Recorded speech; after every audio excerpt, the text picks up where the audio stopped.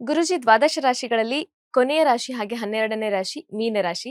ಮಕರ ಸಂಕ್ರಾಂತಿಯ ಈ ಶುಭ ಸಂದರ್ಭದಲ್ಲಿ ಗ್ರಹಗತಿಗಳು ಈ ರಾಶಿಯ ಮೇಲೆ ಯಾವ ರೀತಿಯಾಗಿ ಪರಿಣಾಮ ಬೀರಲಿವೆ? ಮುಖ್ಯವಾಗಿ ಸೂರ್ಯ ಇವರಿಗೆ ಅಷ್ಟೆಲ್ಲ ಒಳ್ಳೆಯ ಮನೆ ಯಜಮಾನ ಅಲ್ಲ. ಏನೇ ಇರಲಿ, ಬಾಸ್ ಟಿವಿಯ ಸಮಸ್ತ ವೀಕ್ಷಕರಿಗೆ ಮಕರ ಸಂಕ್ರಾಂತಿ ಹಬ್ಬದ ಹಾರ್ದಿಕ ಶುಭಾಶಯಗಳನ್ನು ಕೋರ್ತಾ, ದೇವರು ಸಂಪೂರ್ಣವಾದಂತಹ ಸಿದ್ಧಿಯನ್ನ, ಕನಸು ನನಸಾಗುವುದಕ್ಕೆ ಬೇಕಾದಂತಹ ಶಕ್ತಿಯನ್ನು ಒದಗಿಸಿದೆ ಅಂತ ಕೇಳ್ಕೊಳ್ತೇನೆ. ಈ ಮಕರ ಸಂಕ್ರಾಂತಿಯ ಫಲಾವಳಿಗಳಿಗೆ ಬರೋದಾದ್ರೆ, ಸ್ವಲ್ಪ ಸೂರ್ಯನ ಸಂದರ್ಭ ಸ್ವಲ್ಪ ಇವರಿಗೆ ಏನಾಗಿರುತ್ತೆ, ಅಷ್ಟೊಂದು ರೀತಿಯ ಹಾರ್ದಿಕವಾದ ಅಂತಹ ಅಂಶಗಳನ್ನು ಹೊಂದಿರೋದಿಲ್ಲ. ಯಾಕೆ ಅಂತಂದ್ರೆ, ಈ ಮನೆಯ ಈ ಸೂರ್ಯನ ಯಜಮಾನತ್ವ ಏನಿದೆ, ಇವರ ಪಾಲಿನ ಛಿದ್ರಸ್ಥಾನ ಏನಿದೆ, ಆ ಛಿದ್ರಸ್ಥಾನ ಎಲ್ಲರ ಪಾಲಿಗೂ ಕೆಟ್ಟದ್ದು.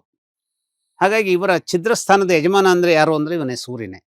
ಹಾಗಂತ ಈ ಮನೆಯ ಯಜಮಾನಾದಂತಹ ಗುರುವಿನ ಜೊತೆಗೆ ಅವನಿಗೊಂದು ಅನ್ಯೋನ್ಯವಾದ ಸಂಬಂಧ ಇದೆ. ಆ ಅನ್ಯೋನ್ಯವಾದ ಸಂಬಂಧ ಇರೋದ್ರಿಂದ ಜೂನ್ 2ರ ನಂತರ ಈ ರಾಶಿಯವರಿಗೆ ಗುರುವಿನಿಂದ ಕೆಲವು ಸಂಪನ್ನತೆಯ ಒಂದಿಷ್ಟು ಅಂಶಗಳು ಜೀವನದಲ್ಲಿ ದೊರಕೋದ್ರಿಂದ ಆ ನಂತರದ ದಿನಗಳಲ್ಲಿ 6 ತಿಂಗಳ ಇವರು ಜೀವನವನ್ನ ಸ್ವಲ್ಪ ಮಟ್ಟಿಗೆ ಸುಧಾರಿಸ್ಕೊಳ್ಳೋದಕ್ಕೆ ಅವಕಾಶವನ್ನ ಆ, ಪಡ್ಕೊಳ್ತಾರೆ. ಆ ಪಡ್ಕೊಳ್ಳುವಿಕೆಯಲ್ಲಿ ಹೇಗಿರುತ್ತೆ ಅಂದ್ರೆ, ಈ ದೇಶನ ಸೂರ್ಯನ ಕಾರಣಕ್ಕಾಗಿ ವೈರಿಗಳಿಂದಲೇ ಇವರಿಗೆ ಹೆಲ್ಪ್ ಸಿಗತ್ತೆ. ಈ ಕೆಲವೊಂದ್ಸಲ ಜೀವನದಲ್ಲಿ ನಾವು ಯೋಚಿಸಿದ್ರೆ, ವೈರಿಗಳಿಂದ ನಮ್ಗೇನು ಹೆಲ್ಪ್ ಸಿಗತ್ತೆ, ಅದೊಂದು ಎಬ್ಸರ್ಡ್ ಸಂಗತಿ.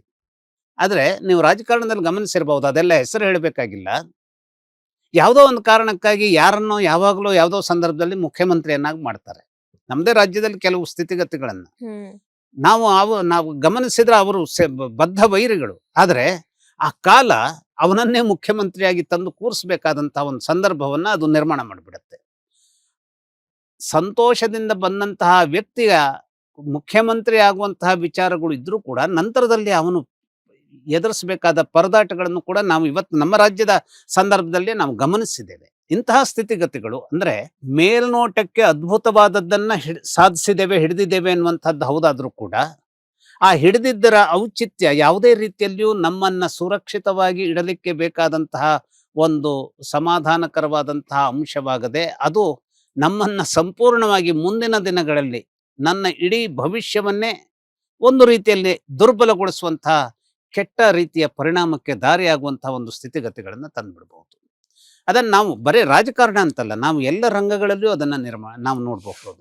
ಅಂತಹ ಸ್ಥಿತಿಗತಿಗಳು ಎದುರಾಗೋದಕ್ಕೆ ಈ ವರ್ಷ ಇವರಿಗೆ ಅವಕಾಶವನ್ನ ಏನ್ ಮಾಡ್ತದೆ, ಅದು ಅವಕಾಶ ಹೇಳೋದು ಅಂದ್ರೆ ಕೆಟ್ಟದಾದಂತಹ ಅವಕಾಶಗಳನ್ನ ಕೊಟ್ಟುಬಿಡುತ್ತೆ. ಯಾಕೆಂದ್ರೆ ಇವರಿಗೆ ಈಗ ಬೇಸಿಕಲಿ ಶನೈಶ್ಚರನ ಇದರಲ್ಲಿ ಇವರಿಂದ ಶನೈಶ್ಚರ ಇವರಿಗೆ ಒಳ್ಳೆಯವನಲ್ಲ.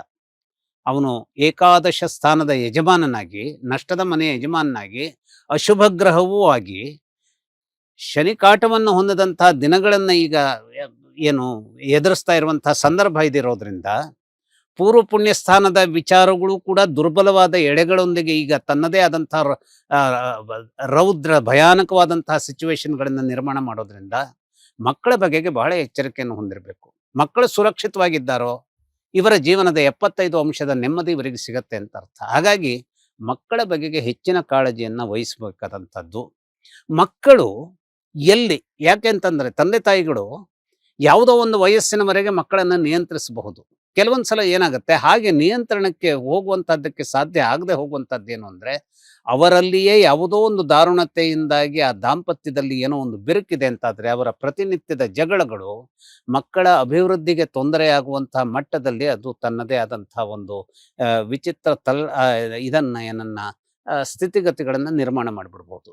ಯಾಕೆಂದ್ರೆ ಅಂತಹ ಚಂದ್ರ ಈಗ ಶನೈಶ್ಚರನ ಜೊತೆ ಯುದ್ಧದಲ್ಲಿದ್ದ, ಅಂದ್ರೆ ಸಂಘರ್ಷದಲ್ಲಿದ್ದಾನೆ. ಶನಿ ಕಾಟದ ದಿನಗಳು, ಮಕ್ಕಳ ಬಗೆಗಿನ ವಿಚಾರವನ್ನ ಕಟ್ಟಿಕೊಡುವಂತಹ ಚಂದ್ರ ಅಂದ್ರೆ ಪೂರ್ವ ಪುಣ್ಯ ಸ್ಥಾನದ ಯಜಮಾನ ಈಗ ಶನೈಶ್ಚರನ ಕಾಟದ ಕಾರಣದಿಂದಾಗಿ ದುರ್ಬಲನಾಗಿದ್ದಾನೆ. ಹಾಗಾಗಿ ಮಕ್ಕಳ ಬಗೆಗೆ ವಿಶೇಷವಾದ ಎಚ್ಚರಿಕೆ ಬೇಕು. ಹಾಗಾದ್ರೆ ಎಲ್ಲಿ ಮಕ್ಕಳದ್ದು ಒಂದು ತೊಂದರೆ ಏನು ಅಂತಂದ್ರೆ, ಒಂದು ನಾವು ತಿಳಿಯಬಹುದಾದಂತಹ ತೊಂದರೆ, ಇನ್ನೊಂದು ತೊಂದರೆ ಏನಿರುತ್ತೆ ಅಂದ್ರೆ, ಅವರು ತಮಗೆ ನಿಜಕ್ಕೂ ಏನಾಗ್ತಾ ಇದೆ ಅನ್ನೋದರ ಸತ್ಯವನ್ನ ನಮಗೂ ಹೇಳೋದಿಲ್ಲ. ಅವರು ಯಾಕೆ ಹೇಳೋದಿಲ್ಲ ಅಂತಂದ್ರೆ, ನಮ್ಮ ಅಪ್ಪ ಸಿಟ್ಟುಗೊಂಡ್ಬಿಡ್ಬೋದು, ನಮ್ಮ ತಾಯಿ ಸಿಟ್ಟು ಮಾಡ್ಕೊಳ್ತಾಳೆ ಅಂತ ಇರೋ ಸಂಗತಿಯನ್ನೇ ಹೇಳೋದಿಲ್ಲ ಅವರು. ಕೆಲವೊಂದು ಸಲ ಅವರು ಇದ್ದಿದ್ದನ್ನು ನೇರವಾಗಿ ಹೇಳಿದರೆ ಆ ಸಮಸ್ಯೆಯನ್ನು ನಿವಾರಿಸ್ಕೊಳ್ಬಹುದಾದಂಥದ್ದಕ್ಕೆ ಎಲ್ಲ ರೀತಿಯ ಅವಕಾಶಗಳಿರ್ತವೆ. ನಾವೇನು ತಿಳ್ಕೊಳ್ತೇವೆ, ಓಹ್ ಮೈ ನನ್ನ ಮಕ್ಕಳು ಚೆನ್ನಾಗಿದ್ದಾರೆ ನಾನು ತಿಳ್ಕೊಂಡಿರ್ತೀನಿ. ಆದರೆ ಅಂತರಂಗದಲ್ಲಿ ಬಹಳಷ್ಟು ದಾರುಣತೆಯನ್ನು ಎದುರಿಸ್ತಾ ಇರುವಂತಹ ಸಿಚುವೇಶನ್ಗಳು ಅಲ್ಲಿರ್ತವೆ. ಆ ಪ್ರಾರಂಭದಲ್ಲಿ ಅದು ತಿಳಿದು ಬಿಟ್ರೆ, ಅಂದರೆ ನಾವು ಅದನ್ನು ಎಳೆಯದರಲ್ಲಿಯೇ ನಾವು ಅದನ್ನು ಹೊಸಕೆ ಹಾಕಿಬಿಡೋದಕ್ಕೆ ನಮಗೆ ಅವಕಾಶಗಳಿರುತ್ತೆ. ಆದರೆ ಯಾವುದೋ ಒಂದು ಸಂದರ್ಭದಲ್ಲಿ ಅವರಿಗಿನ್ನು ಇದನ್ನು ಟೋಟಲಿ ಭರಿಸ್ಕೊಡೋದಕ್ಕೆ ಅಸಾಧ್ಯ ಅಂತ ಹೇಳಿ ಬಂದಾಗ ಆಗ ಬಂದು ತಂದೆ ತಾಯಿಗಳ ಹತ್ರ ಈ ವಿಷಯ ಹೇಳಿದ್ರೆ, ಅಥವಾ ಯಾವುದೋ ಮೂರನೇವರು ಬಂದು ಇಂತಹದ್ದೊಂದು ತೊಂದರೆಯನ್ನ ಅಲ್ಲಿ ಎದುರಾಗ್ತಾ ಇದೆ, ಬಹುಶಃ ನಿಮ್ಮ ಹತ್ರ ಅಡಗಿಸಿರ್ಬೇಕು ಅಂತ ಹೇಳೋದನ್ನ ತಂದಿಟ್ಟಾಗ ಎಲ್ಲ ರೀತಿಯ ನೆಮ್ಮದಿಯಲ್ಲಿ ನಾವು ಇದ್ದೇವೆ ಅನ್ನೋ ಹೊತ್ತಿಗೆ ನಮಗೆ ಬೆಂಕಿ ಬಿದ್ದುಬಿಡತ್ತೆ. ಸೊ ನಮ್ಮ ಪ್ರತಿನಿತ್ಯದ ನಿದ್ದೆಯೇ ಹಾಳಾಗುವಂತ ಸಿಚುವೇಶನ್ಗಳು ಬಂದಿರಬಹುದು. ಶನಿ ಕಾಟದ ದಿನಗಳು ಅನ್ನುವಂಥದ್ದೇ ನಿದ್ರೆಯನ್ನ ಕೊಡದೆ ಹೋದಂತಹ ದಿನಗಳಾಗಿರ್ತವೆ. ಅದರ ಅರ್ಥ ನಾನು ಶನೈಶ್ಚರನ ದುಷ್ಟತನವನ್ನ ನಾನು ಬಹಳ ವಿಚಿತ್ರವಾಗಿ ಅದನ್ನ ನಾನು ಏನು ವೈಭವೀಕರಿಸ್ತಾ ಇಲ್ಲ. ಆದ್ರೆ ಈ ಶನಿಕಾಟದ ದಿನಗಳೇ ಅಂಥದ್ದು. ಅದು ಆ ಶನಿಕಾಟಗಳು ಆ ಸಂದರ್ಭದಲ್ಲಿ ಕೆಲವೊಂದು ಶನಿಕಾಟಗಳು ಏನಿರ್ತವೆ, ನಾವು ಅದನ್ನ ಮ್ಯಾನೇಜ್ ಮಾಡ್ಕೊಂಡು ಹೋಗಬಹುದಾದ ಸ್ವರೂಪದಲ್ಲಿ ಇರ್ತವೆ. ಆದ್ರೆ ಅದಕ್ಕೆ ಕೆಲವು ಅನೇಕ ರೀತಿಯ ಶನಿಕಾಟದೊಂದಿಗೆ ಕೂಡಬಹುದಾದಂತಹ ಇತರ ದುಷ್ಟ ಕೊಂಡಿಗಳು ಬಂದು ಕೂಡ್ಕೊಳ್ತು ಅಂತಾದ್ರೆ ಶನಿಕಾಟದ ದಿನಗಳನ್ನು ತಡ್ಕೊಳ್ಳುವಂಥದ್ದಕ್ಕೆ ಬಹಳ ಕಷ್ಟ.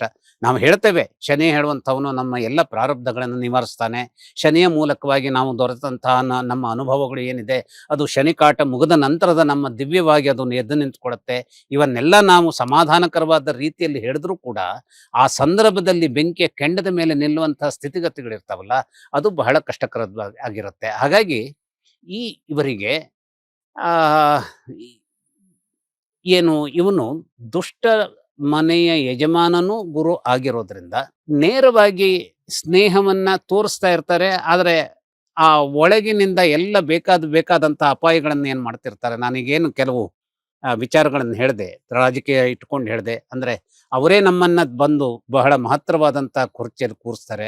ಆದ್ರೆ ಆ ಕುರ್ಚಿ ದುರ್ಬಲವಾಗುವ ಹಾಗೆ ಅವರೇ ನೋಡ್ಕೊಳ್ತಾರೆ. ಆ ಸಂದರ್ಭದಲ್ಲಿ ನಮ್ದು ಆ ಕುರ್ಚಿ ಇರದೇ ಹೋದ್ರೂ ಪರವಾಗಿದ್ದಿರಲಿಲ್ಲ, ಈಗ ನಾನು ಎದುರಿಸ್ತಾ ಇದ್ದೇನೆ ಅನ್ನುವಂತಹ ಒಂದು ರೀತಿಯ ಅವಮಾನವನ್ನ ಎದುರಿಸಬೇಕಾದಂತಹ ಪರಿಸ್ಥಿತಿ. ಇಂತಹದ್ದೆಲ್ಲ ರೂಪುಗೊಳ್ಬೇಕಾದ್ರೆ ಹಾಗಾದ್ರೆ ಸೂರ್ಯ ಇದನ್ನ ನಿರ್ಮಾಣ ಮಾಡ್ತಾನೆ ಅಂತಾದ್ರೆ ಅದಕ್ಕೆ ಬೇಕಾದಂತಹ ಮೂಲ ದ್ರವ್ಯ ಎಲ್ಲಿಂದ ಸಿಗತ್ತೆ ಅಂತಾದ್ರೆ ಒಳ್ಳೆಯದನ್ನ ಮಾಡಬೇಕಾದಂತಹ ಚಂದ್ರನ ಕಾರಣಕ್ಕಾಗಿಯೂ ಸಿಗತ್ತೆ. ಯಾಕಂದ್ರೆ ಮಕ್ಕಳನ್ನ ಯಾವುದೋ ಒಂದು ಕೆಂಡದ ಮೇಲೆ ನಿಲ್ಲಿಸೋದ್ರ ಮೂಲಕ.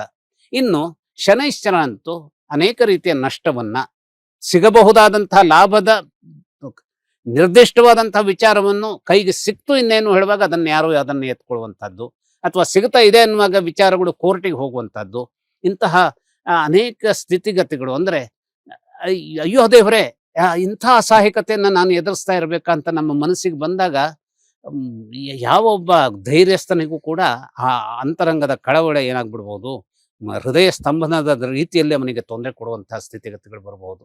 ಹಾಗಾಗಿ ಅಂತಹ ಸ್ಥಿತಿಗತಿಗಳಿಗೆ ಇನ್ನಿಷ್ಟು ಉಪ್ಪನ್ನು ಬೆರೆಸಬಲ್ಲಂತಹ ಒಂದು ವಿಚಾರವನ್ನೇ ಸೂರ್ಯನೂ ಮಾಡೋದ್ರಿಂದ ಸ್ವಲ್ಪ ಮತ್ತು ಗುರು ಬಲವೂ ಕೂಡ ಜೂನ್ 2ರಿಂದ ಇವರಿಗೆ ದೂರವಾಗೋದ್ರಿಂದ ಇನ್ನೇನು ಯಾರೇ ಏನನ್ನೇ ಮಾಡಲಿ ಯಾವುದೋ ಒಂದು ಒಳ್ಳೆಯ ಶಕ್ತಿ ನಮ್ಮನ್ನ ಕಾಪಾಡಬೇಕು.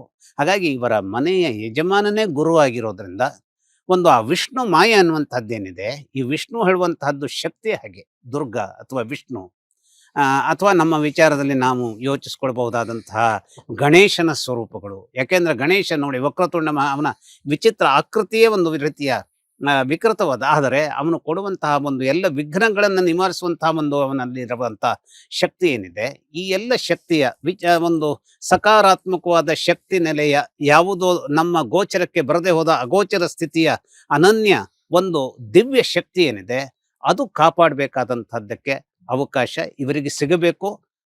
ಅದು ಯಾರ ಮೂಲಕವಾಗಿ ಸಿಗಬೇಕು ಅಂದ್ರೆ ಗುರುವಿನ ಮೂಲಕವಾಗಿ ಸಿಗಬೇಕು. ಅದಕ್ಕೆ ಈ ಒಂದು 5 ತಿಂಗಳ ಅದಕ್ಕೆ ಅವಕಾಶ ಇದೆ. ಶನಿಕಾಟದ ದುರ್ಭರತೆ ನಡುವೆಯೂ ನಾನು ಸಾಧಿಸ್ತೇನೆ ಅನ್ನುವಂತಹ ಧೈರ್ಯವನ್ನ ಇವರು ಇಟ್ಕೊಳ್ಬೇಕು. ಆ ಧೈರ್ಯವನ್ನ ಇವರಿಗೆ ಖಂಡಿತವಾಗಿ ಶುಕ್ರ ಕೊಡ್ತಾನೆ. ಆ ಶುಕ್ರ ಒಳ್ಳೆಯ ಜಾಗದಲ್ಲಿದ್ದರಂತೂ ಆ ಧೈರ್ಯದ ಮೂಲಕವಾಗಿ ಇವರು ಗೆಲ್ತಾರೆ. ಹಾಗಾಗಿ ಇವರಿಗೆ ಈ ಮಕರ ಸಂಕ್ರಮಣದ ಒಂದು ವರ್ಷದ ಈ ಅವಧಿ ಒಳಿತನ್ನು ತರಲಿ ಅಂತ ಹಾರೈಸ್ತಾ ಇದಕ್ಕೆ ವಿಶ್ಲೇಷಣೆ ಮುಗಿಸ್ತಾ ಇದ್ದೇನೆ. ಧನ್ಯವಾದ ಗುರುಜಿ. ವೀಕ್ಷಕರೇ, ಇದಾಗಿತ್ತು ಈ ಹೊತ್ತಿನ ವಿಶೇಷ. ನೋಡ್ತಾ ಇರಿ ಬಾಸ್ ಟಿವಿ ಕನ್ನಡ. ಲೇಟೆಸ್ಟ್ ಹಾಗೂ ಇಂಟ್ರೆಸ್ಟಿಂಗ್ ಸುದ್ದಿಗಳಿಗಾಗಿ ಬಾಸ್ ಟಿವಿ ಕನ್ನಡ ಚಾನೆಲ್ನ ಸಬ್ಸ್ಕ್ರೈಬ್ ಮಾಡಿ. ಹಾಗೆಯೇ ಬೆಲ್ ಐಕಾನ್ ಪ್ರೆಸ್ ಮಾಡಿ. ಇದರ ಜೊತೆಗೆ ಫೇಸ್ಬುಕ್, ಇನ್ಸ್ಟಾಗ್ರಾಮ್, ಎಕ್ಸ್ ನಲ್ಲೂ ಮಿಸ್ ಮಾಡದೆ ಫಾಲೋ ಮಾಡಿ.